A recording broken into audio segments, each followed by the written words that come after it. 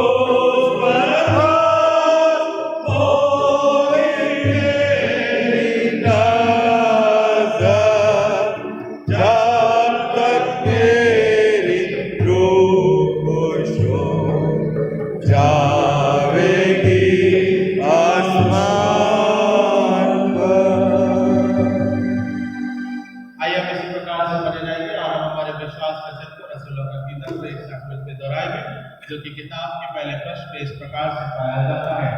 मैं ऐसी काज रखता हूँ खुदा का मतलब बाप पर, जिसने आसमान और जमीन को पैदा किया, और उसके बेटे हमारे खुदावंद यीशु मसीह पर, कि वो रूह कुदूस से मुजस्सिम होकर कुंवारी मरियम से पैदा हुआ, पेंतुस पिलातुस के हुक्म में दुख उठाया, सलीब पर खींचा गया, मर गया और दफन हुआ, तीसरे दिन मुर्दों में से जी उठा, आसमान पर चढ़ गया और खुदा मतलब के दाहिने हाथ बैठा है, जहाँ से वो जिंदों और मुर्दों को इंसाफ करने को आवेगा। मैं काज रखता हूँ रूह कुदूस पर, पाक लिसान पर, मुकद्दस के पाकर गुनाहों की माफी, जिस्म के जी उठने और हमेशा की जिंदगी पर। आमीन। आइए हम इसी प्रकार से बने रहेंगे और हम इनसे काफी सबक के रूप में पढ़ेंगे भजन संहिता 57। भजन संहिता 57 57 अध्याय साम्स 57। मैं विनती करता हूँ हमारे सिस्टर से कि वो सामने आए और इस पाठ को पढ़ने में अगुवाई करें। भजन संहिता 57 साम्स 57।